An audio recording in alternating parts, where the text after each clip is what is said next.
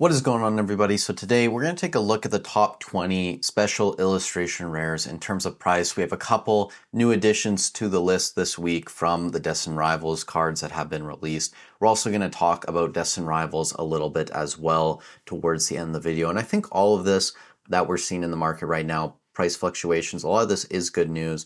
But again, just a reminder, some cards won't be on this list, like Lily's Clefairy.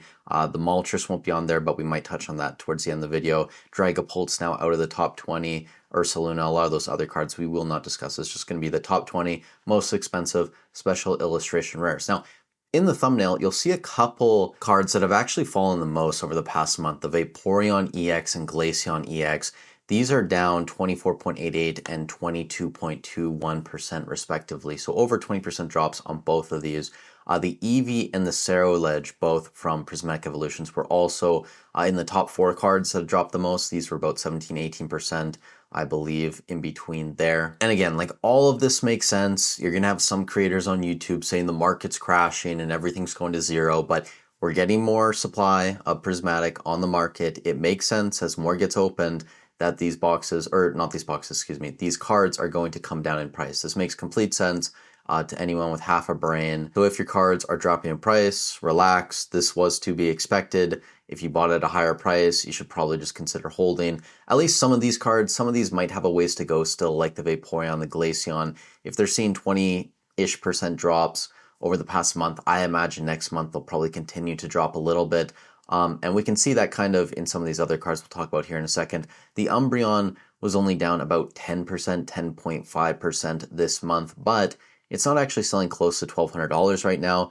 If you go in here and look at most recent sales, 1100, you had one at 1180 from yesterday, but also 1075 yesterday. A couple Japanese cards in here. So based on most recent sales, it's probably closer to $1,100, and I would imagine, especially when the Costco bundles drop, we're going to see this card drop below $1,000. And I think that's fine as well. I think that, this card dropping below $1,000, I mean, the Moonbreon dropped below $1,000, I think multiple times, right? So it's not a big worry either. But again, if you bought this card at like $1,500, $2,000, that might suck. You probably should just hold on to the card at this point. A lot of the other cards in this list, Sylveon was down a fair amount as well. I think still double digits there. Leafeon, Espeon, I don't think we're as much. Team Rocket's Mewtwo is a new addition to the list. Top 5 card right now, sitting around $324. And it's kind of surprising to me. At release, these cards weren't a little more expensive.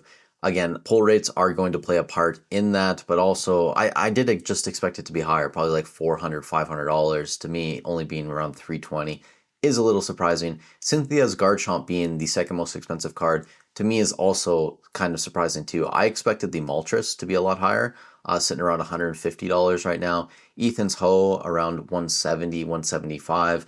Sure, I think that's an okay place for it, but I did think that the Moltres might be higher than the Garchomp. I know it's Cynthia. I know the artwork's probably better than the Moltres one in most people's eyes. I think they're very close. I like both the cards, but that was a little surprising to me as well. Everything else, kind of the Nidoking, the Crobat, those are kind of where they should be. That makes sense. Misty Psyduck around $50. That makes sense too. The Lapras being a little less expensive. That also makes sense. Ethan's Typhlosion around $40. Okay, out the gate, that makes sense as well. I think a lot of these cards are going to continue to drop.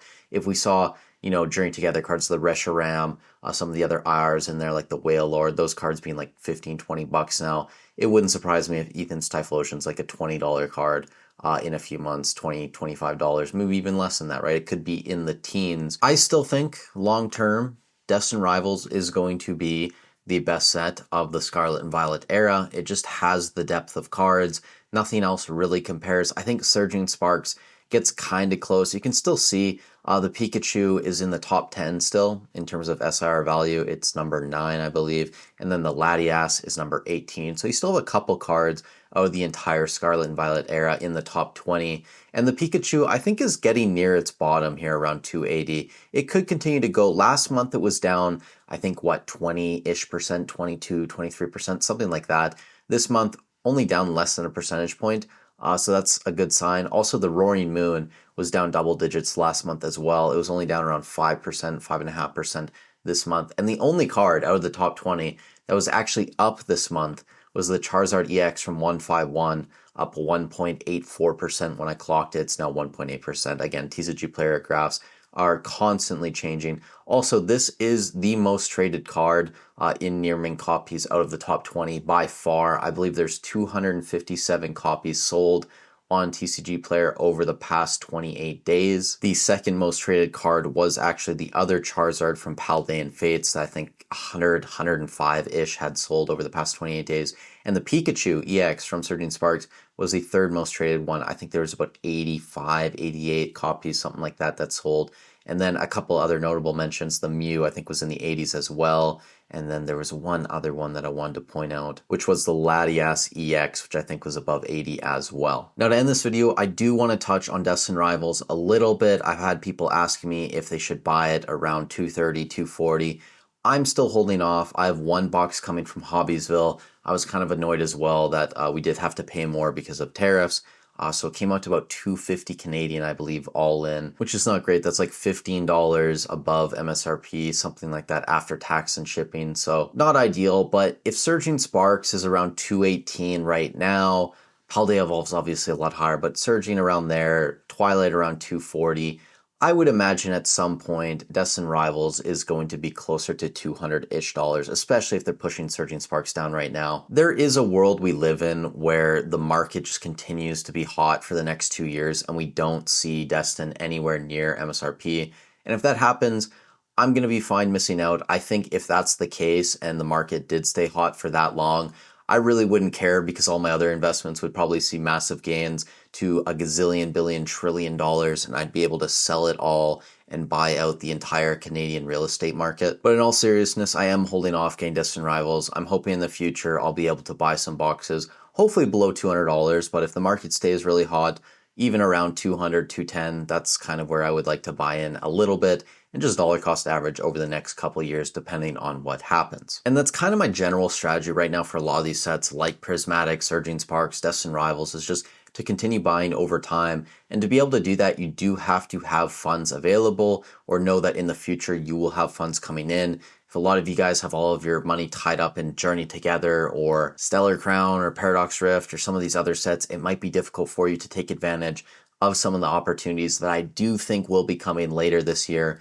if not earlier next year. Also, just some of these cards too, like if you guys are interested in buying singles or slabs, I think over the next few months, it will be a decent time to get into some of them, especially from Prismatic, maybe even some of the Surging Sparks cards like the Pikachu or the Latias, also Destin Rivals, the Mewtwo, that is an awesome card, the Garchomp, again, like, you know, I did say that it looked like a glorified full art card, which I still think is true, but it does look a little bit better now that I've seen high-res photos. I still don't think it's the best. I like the Garchomp a lot more. The Ho, I'm not a big fan of. The Moltres is awesome as well. So if I were to collect these cards purely for my collection, it wasn't for investing, I would buy the Moltres and the Garchomp. But again, to each their own. You guys do what you want. Just be ready for the opportunities when they come. With that said, thank you guys so much for watching the video. If you are in the spreadsheet, you can go look at all the SIR data. It is up. I just finished it. If you guys are shopping, eBay, TCG Player, Hobbiesville, Cardboard Hero, I have affiliate links down below as always. Stay safe wherever you guys are in the world, and I'll catch you in the next one.